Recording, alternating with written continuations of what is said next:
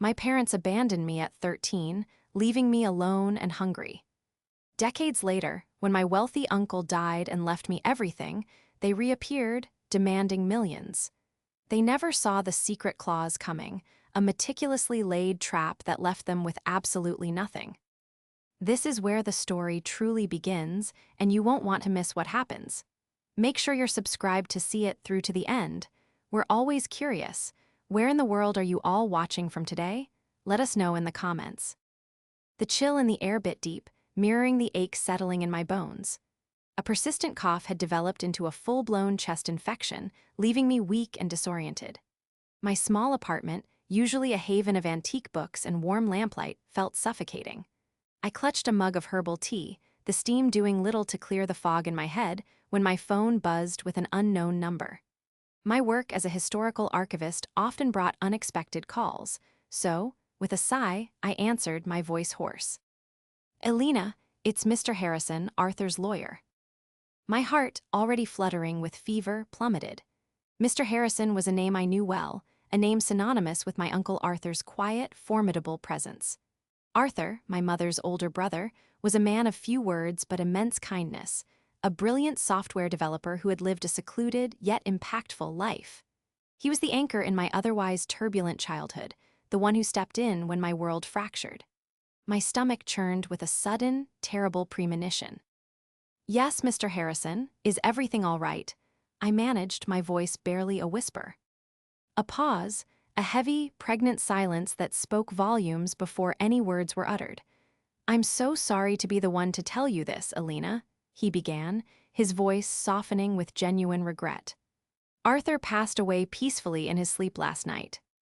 The mug slipped from my grasp, shattering against the wooden floor, the hot tea splashing against my bare feet. But I felt nothing, not the sting of the heat, nor the sharp fragments of ceramic. The world spun, and I braced myself against the wall, fighting the urge to collapse.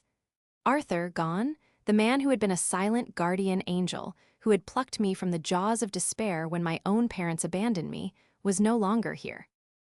The grief was immediate, overwhelming, a tidal wave that crashed down on my already weakened state. My eyes welled up, blurring the familiar outlines of my living room. This loss felt monumental, a gaping void in the tapestry of my life. The betrayal of my past, however, was worse than the diagnosis itself. My parents had taught me what abandonment felt like, but Arthur had taught me what unconditional love truly meant. His passing wasn't just a loss. It was the severing of my last true connection to unconditional family. The following days blurred into a haze of sorrow and fever. Mr. Harrison, with his characteristic efficiency and unexpected kindness, handled all the funeral arrangements. He knew of my unique relationship with Arthur, a bond forged in secret, sustained by unspoken understanding. I attended the small, private service, a quiet sentinel of grief, feeling the profound absence of the man who had shaped my entire adult life. My parents, Mark and Cynthia, were conspicuously absent, a fact that brought a perverse sense of relief amidst my pain. Their estrangement from Arthur was as complete as their estrangement from me, lasting for more than 2 decades. A week later, still recovering but determined, I received another call from Mr. Harrison. "Elena, Arthur's will reading is scheduled for next Tuesday. Your parents have expressed an interest. They'll be there." A cold dread snaked through me, sharper than any lingering chest pain. My parents, after all these years, the notion was absurd, grotesque. The last time I'd seen them, I was 13, left alone in an empty apartment with a hastily scrawled note. They had vanished, chasing some ill-fated investment scheme overseas, leaving me to fend for myself until Arthur found me days later, thin and terrified. Now they were resurfacing. My mind raced, trying to fathom their motive. It could only be one thing: money. Arthur had been a notoriously private man, but his success in the burgeoning tech world was an open secret. The day of the will reading arrived, shrouded in an unsettling tension. Mr. Harrison's office was stately, quiet, filled with the scent of old leather and polished wood. I sat, clutching my hands in my lap, trying to compose myself. Then the door opened and they walked in, Mark and Cynthia, my parents, looking remarkably unchanged, albeit with more pronounced lines of avarice around their eyes. Cynthia, my mother, looked directly at me. A flicker of something unreadable was its surprise. Annoyance, crossing her face before she quickly masked it with a practiced sorrow. "Alina, dear," she simpered, extending a hand that I pointedly did not take. "So sorry for your lows." Arthur was such a character. Her voice was smooth, artificial, a performance I recognized from countless childhood memories. Mark merely nodded, his gaze already scanning the opulent room, assessing its value. Their presence was a jarring intrusion into my grief. They hadn't cared enough to check on me, their own child, for 25 years, let alone mourn the brother Cynthia claimed to love. Yet, here they were, oozing false sympathy. But they had forgotten one crucial thing: I wasn't that vulnerable 13-year-old anymore. I had grown, learned, and Arthur had taught me well. The will reading itself was a masterclass in controlled tension. Mr. Harrison, perched behind his grand mahogany desk, read Arthur's final wishes with a calm, deliberate cadence. He detailed Arthur's charitable bequests, his contributions to various scientific research funds, and then, finally, the distribution of his personal fortune. Mark and Cynthia sat rigidly, their expressions a mixture of feigned solemnity and barely concealed impatience. They kept darting glances at me, speculative and calculating. Then came the bombshell. To my beloved niece, Alina Vance, who brought light and purpose into my life, I bequeathed the entirety of my remaining estate, including all financial assets, properties, and intellectual property holdings. The air in the room thickened, suddenly heavy with unspoken disbelief. Cynthia gasped, a sharp, choked sound. Mark's jaw literally dropped, his eyes bulging. They had expected something, perhaps a token sum, but not everything. The multi-million-dollar estate, built on Arthur's genius and careful investments, was all mine. Cynthia was the first to recover, her face contorting from shock to a grotesque mask of outrage. "What? This is preposterous. I'm his sister, his only living blood relative besides this distant niece." She gestured wildly at me, her carefully constructed facade crumbling. "He hasn't spoken to her in years, we barely know her." I felt a cold amusement rise within me. "Oh, Mother," I thought, "if only you knew." Mr. Harrison calmly cut through her indignant outburst. "Mrs. Vance, Mr. Arthur Vance explicitly stated his wishes. He was of sound mind and body when this will was drafted and signed, and he updated it regularly." The parents, however, were not to be deterred.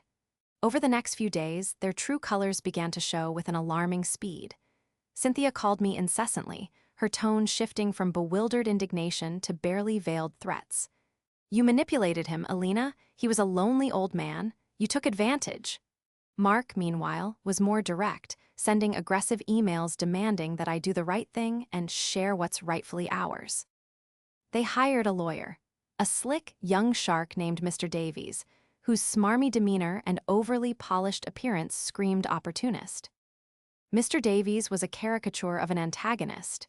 Expensive suit, perfectly coiffed hair, and a smile that never quite reached his cold eyes.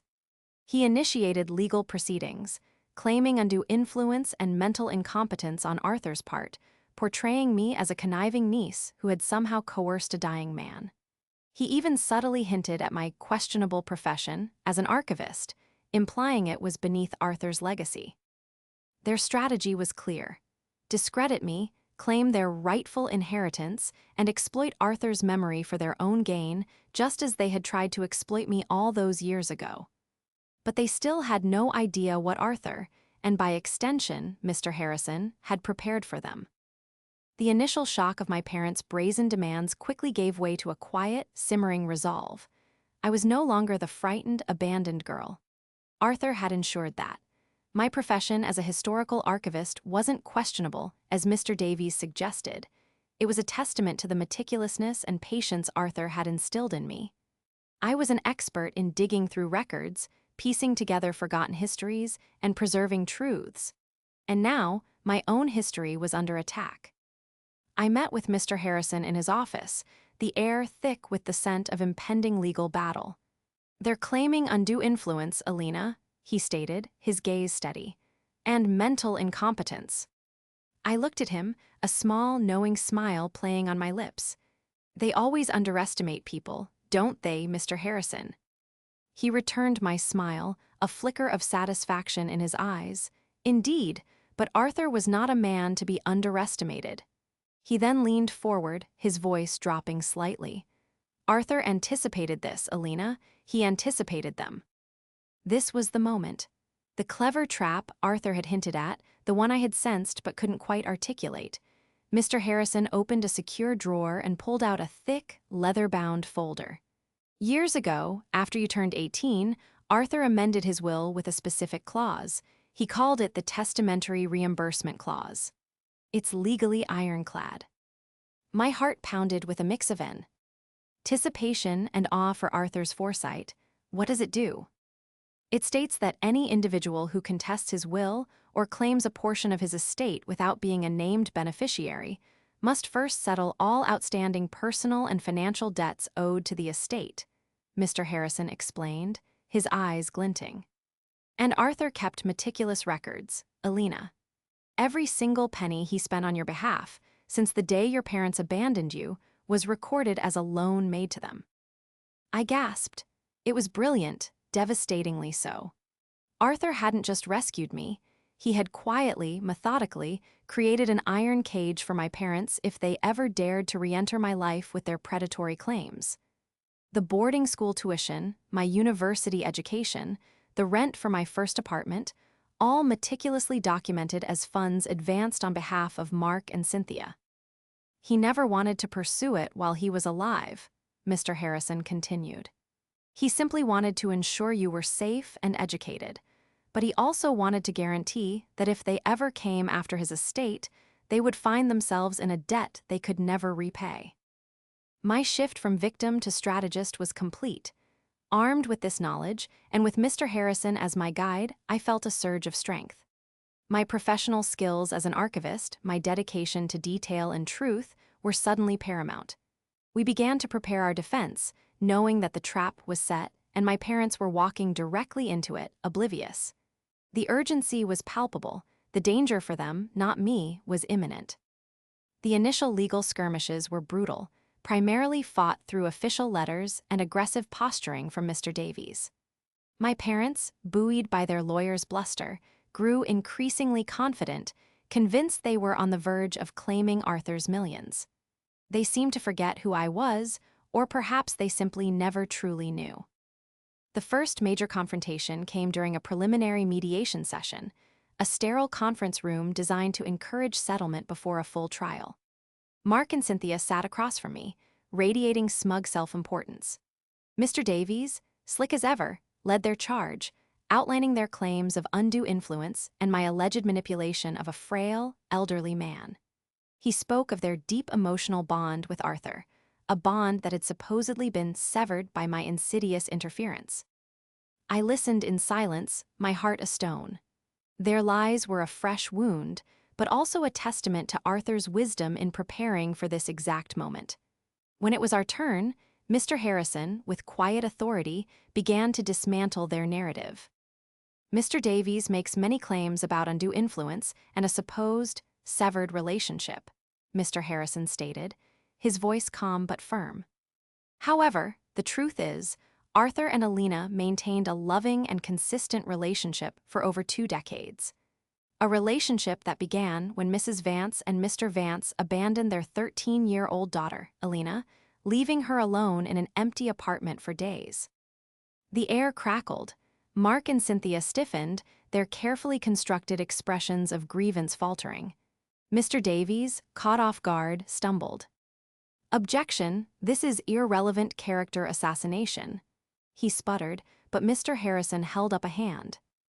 "Relevant, indeed, counsel, because Arthur Vance, out of compassion and familial duty, stepped in to care for his abandoned niece. He paid for her food, her lodging, her education. He was, in essence, her parent when her own parents were nowhere to be found." I then spoke, my voice clear and steady for the first time in the session. My mother called Arthur a lonely old man in her accusations. She claimed I took advantage. but she never bothered to ask why Arthur, her own brother, paid for my boarding school, my university, or even the rent on my first apartment. She never asked because she never cared enough to know. I met Cynthia's gaze, devoid of emotion. "You never even called me, not once in 25 years. Cynthia's face flushed crimson. She stammered, That's not true. We were just busy, and Arthur was always so private." Her voice was shrill, unraveling. Mark, usually more composed, looked like a deer caught in headlights. Their lies were collapsing around them. Mr. Davies, sensing their distress, tried to regain control. "Even if these unsubstantiated claims of abandonment were true, they have no bearing on Mr. Vance's will. This is merely an attempt to deflect." Mr. Harrison merely smiled, a knowing, almost predatory glint in his eyes. "Oh, but they have every bearing, Mr. Davies, because they activate a very specific clause in Arthur Vance's will. A clause that your clients, by contesting the will, have just very publicly, and very foolishly, triggered." The antagonist's immediate reaction was to lash out with poorly executed threats or obvious lies, confirming their fraudulent nature. The mediation ended abruptly after Mr. Harrison's veiled three. At about the specific clause, my parents, clearly unnerved, immediately retreated with Mr. Davies, who looked less like a shark and more like a fish caught on a very sharp hook. Their desperate attempts to regain control began almost immediately. Cynthia bombarded me with increasingly aggressive text messages, alternating between tearful pleas for family harmony and vitriolic accusations of greed. Mark tried a different tactic, sending lengthy, self-pitying emails detailing their imagined financial woes and sacrifices made for my upbringing, conveniently omitting the abandonment part.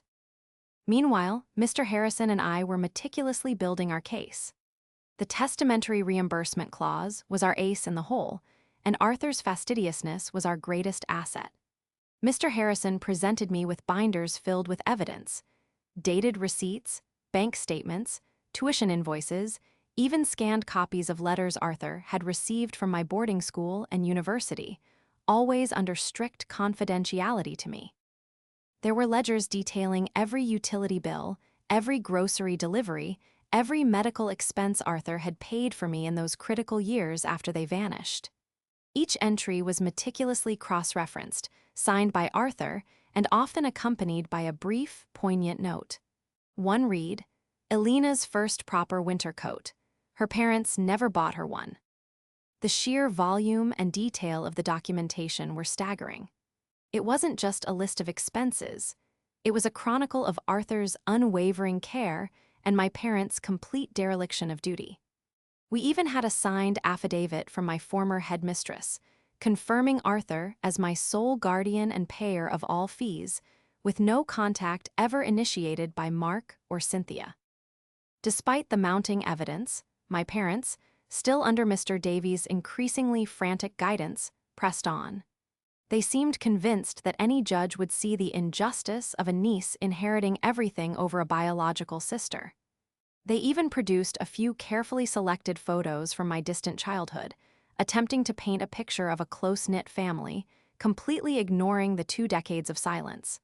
It was pathetic and desperate. The second, more powerful confrontation was scheduled a few weeks later in a proper courtroom, before a judge who would make a binding decision. I walked in, feeling a calm resolve. Mark and Cynthia, sitting at their table, looked strained, their earlier confidence replaced by a nervous energy. Mr. Davies, however, still wore his arrogant smirk, clearly believing he had a chance. Mr. Harrison opened, briefly summarizing the evidence of my ongoing relationship with Arthur. Then, with a theatrical flourish, he turned to the judge. "Your Honor, the core of this matter is not simply who inherits what, but the activation of a very specific, legally sound clause in Arthur Vance's will. A clause designed to address a profound injustice should it ever resurface." He then laid out the full, damning evidence. The thousands upon thousands of dollars, itemized to the cent, that Arthur had spent on me, all documented as a debt owed by Mark and Cynthia. He projected the ledger onto a screen, item by item, total by total, until the sum displayed was astronomical, easily exceeding any amount Arthur's estate could ever be divided into. A collective gasp rippled through the gallery. The irrefutable proof had been presented. The courtroom was silent, save for the rhythmic clicking of the court reporter's keys. The projected ledger, displaying the astronomical debt Mark and Cynthia owed to Arthur's estate, hung in the air like a guillotine. The amount, meticulously calculated with compounding interest, was now approaching $8 million. Mark and Cynthia stared at the screen, their faces ashen, a mixture of disbelief and dawning horror. Mr. Davies, for the first time, looked truly panicked, sweat beading on his forehead. "Your Honor," Mr. Harrison continued, his voice calm, "Arthur Vance's testamentary reimbursement clause clearly states that any individual contesting this must first settle all outstanding personal and financial debts to the estate. By filing this motion, Mark and Cynthia Vance have activated this clause. Their debt, as meticulously documented by Arthur over 25 years, now significantly exceeds the value of the entire estate they are attempting to claim." He then played a short video clip Arthur had recorded a year before his passing, a video attached to the will and specifically meant to be shown in this exact scenario. Arthur, looking frail but utterly lucid, spoke directly to the camera. "To my sister, Cynthia, and her husband, Mark, if you are watching this, it means you have forgotten the meaning of family, and you have forgotten the debt you owe. Not just to me for the care of your abandoned child, but to Alina herself. You chose greed over love. Let this clause remind you of the consequences." The video ended. The Ertrum remained in stunned silence. Cynthia let out a small, desperate whimper. Mark slumped in his chair, his bravado entirely gone. The public humiliation was absolute. Then, Mr. Harrison delivered the final, crushing blow. "Furthermore, Your Honor, the will also includes a standard no-contest clause. By activating this specific reimbursement clause and having their claim denied due to the overwhelming debt, Mr. and Mrs. Vance have forfeited any future rights to any portion of Arthur's estate, should there be any remaining after the debt is settled. And due to their documented abandonment of their minor child and their repeated frivolous legal actions, Arthur also included a protective order against them. They are now legally barred from contacting Alina Vance or attempting to benefit from her in any capacity ever again." It was a total victory, not just financially but emotionally. The public exposure of their abandonment, the calculated, undeniable proof of their greed, and the ultimate legal severing of all ties. It was the moment the manipulated loved one, in this case, the parents, had their final, powerful moment of realization. They hadn't just lost, they had been utterly vanquished, their own avarice serving as the weapon. I looked at my mother, Cynthia, across the room. Her eyes, once filled with a calculating hunger, were now brimming with helpless tears of rage and defeat. She tried to speak, but no words came out. The trap had sprung precisely as Arthur had intended, and they were caught. The judge's ruling was swift and decisive. The testamentary reimbursement clause stood, as did the no-contest clause and the protective order. My parents, Mark and Cynthia, were not only denied a single penny of Arthur's estate, but they were now legally indebted to it for millions of dollars, a sum they could never hope to repay. Their desperate attempt to claim wealth had instead left them facing financial ruin and public disgrace. The news, especially Arthur's video and the detailed account of their abandonment, spread quickly through the local media, sealing their social exile. They became pariahs, their names synonymous with cold-hearted greed and parental neglect. For me, the aftermath was a profound sense of peace. The reconciliation wasn't with my parents. That was a bridge long burned and now, thankfully, legally dismantled. The reconciliation was with myself, with my past. Arthur's final act had not only secured my future, but had also vindicated the terrified 13-year-old girl he had saved. It was a tangible, undeniable testament to his love and foresight, and to the unwavering belief he had in me. Mr. Harrison, true to his word, meticulously handled the legal fallout. He initiated proceedings to formalize the debt owed by Mark and Cynthia to the estate, ensuring that while they likely wouldn't be able to pay it, the legal judgment would follow them, preventing any future financial schemes or attempts to rebuild their image.